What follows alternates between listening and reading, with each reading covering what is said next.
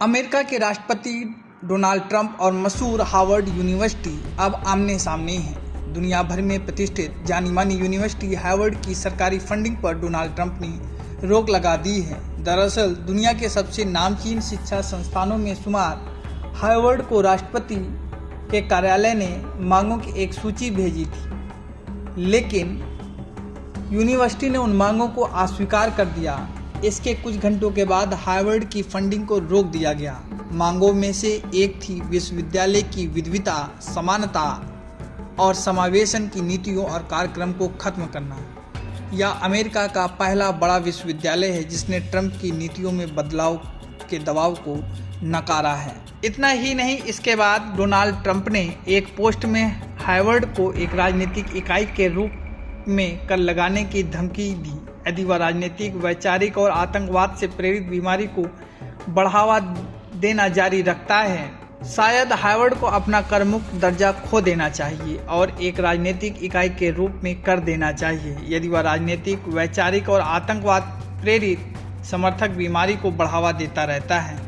याद रखें, करमुक्त दर्जा पूरी तरह से सार्वजनिक हित के कार्य करने पर निर्भर करता है। इतना ही नहीं, हार्वर्ड विश्वविद्यालय की तरफ से डोनाल्ड ट्रंप की मांगों को खारिज किए जाने के बाद ट्रंप प्रशासन ने हार्वर्ड को दी जाने वाली लगभग 2.3 मिलियन अमेरिकी डॉलर की संघीय धनराशि रोक दी, क्योंकि उसने व्हाइट हाउस द्वारा दिए गए प्रमुख नीतिगत बदलावों को स्वीकार करने से इनकार कर दिया था।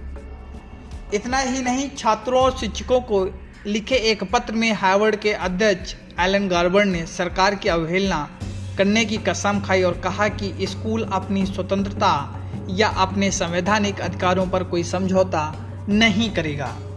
ट्रंप प्रशासन ने हार्वर्ड यूनिवर्सिटी को एक पत्र भेजा जो संयुक्त राज्य अमेरिका से 140 साल पुराना संस्थान है। उसमें उसे नियुक्त प्रवेश और कार्यक्रमों में विविधता, समानता और समावेश को पहल को समाप्त करने के लिए कहा गया था। पत्र में विश्वविद्यालय के मामलों पर छात्रों और संकाय सदस्यों की शक्ति को कम करने के लिए भी कहा गया और छात्र संगठनों और अंतर्राष्ट्रीय छात्रों की व्यवस्थित जांच की मांग की गई।